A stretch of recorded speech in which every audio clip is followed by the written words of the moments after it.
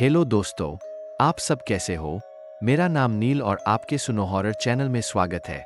आज हम बात करने वाले हैं चेन्नई की F2 ब्लॉक में एक भूतिया मकान की कहानी।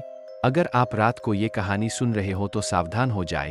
तो चलो कहानी शुरू करते हैं। चेन्नई के शहर में एक बड़े ही विचित्र ब्लॉक के अंदर एक पुराने मकान की बात चलने लगी।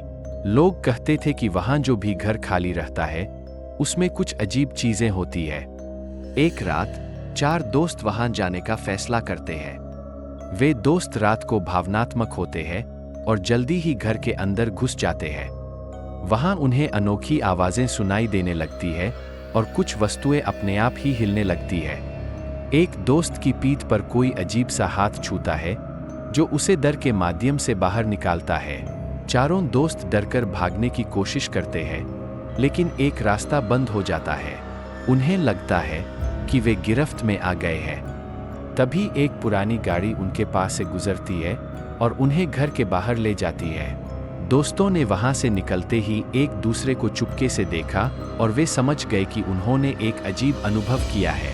उन्होंने कभी सोचा नहीं था कि भूतिया ब्लॉक में जाना इतना डरावना हो सकता है।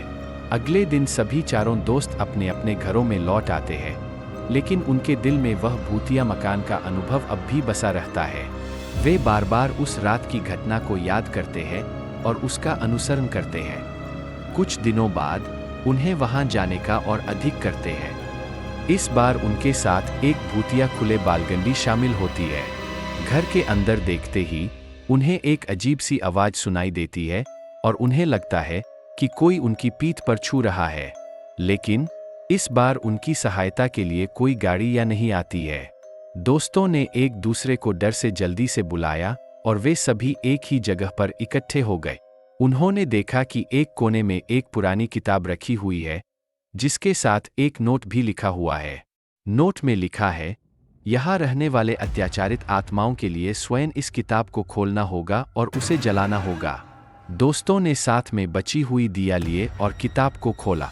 वहां लिखा था कि इस मकान में पहले के रहने वाले लोगों द्वारा अत्याचार किया गया था और उनकी आत्माओं की शांति नहीं मिल पा रही थी। दिया के साथ उन्होंने किताब को जलाए। जैसे ही किताब जली, अचानक से घर की हवा बदल गई और सभी को एक शांति की अनुभूति हुई। वे जानते थे कि उनका काम हो गया है और अब वहां कुछ खतरा नहीं बचा। वे सभी एक दूसरे को देखते हैं और मुस्कुराते हुए वहां से निकलते हैं। उन्होंने इस अनुभव से एक बड़ा सबक सीखा कि कभी-कभी भूतिया स्थलों में भी समस्याओं का समाधान हो सकता है, बस विश्वास और साहस की जरूरत होती है। उन दोस्तों ने उस रात के अनुभव से एक अनमोल सीख ली।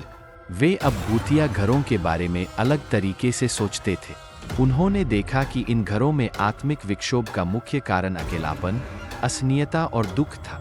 वे अब लोगों को समझाते थे कि भूतिया मकानों को भगाने के लिए बस वास्तविकता को समझने और समाधान की दिशा में कदम उठाना होता है।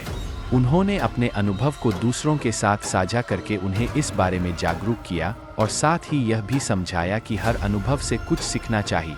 वे अपने दोस्तों के साथ अब भी मज़ेदार कहानियां और यात्राओं का आनंद लेते थे, लेकिन उन्हें अब भूतिया मकानों के प्रति भी एक नई दृष्टिकोण मिल गया था। उन्होंने सीखा कि जिंदगी में कितनी भी अजीब या डरावनी स्थितियां आ जाएं, विश्वास और हौसला बना रहना हमें हर बाधा को पार करने में सहायक होता है। दोस्तों ने वह अनुभव कभी भी भूला नहीं। उनकी यह घटना उन्हें अपने दिलो दिमाग में सदैव याद रहेगी। वे उस भूतिया मकान की कहानी को अपने आसपास के लोगों के साथ साझा करते रहे और सभी को यह सिखाते रहे कि डरावनी स्थितियों से भी हम अपने आप को सामना कर सकते हैं, बस साहस और विश्वास बनाए रखने की जरूरत होती है। इस कहानी ने उन्हें यह भी सिखाया कि भूतिया मकान वास्तव में भूतों का नहीं, बल्कि मानसिक समस्याओं और निशानों का प्रतीक हो सकता है। इसलिए जब भी किसी ऐसे स्थान का सामना किया जाए, तो समझदारी से और धैर्यपूर्वक कदम उठाना चाहिए।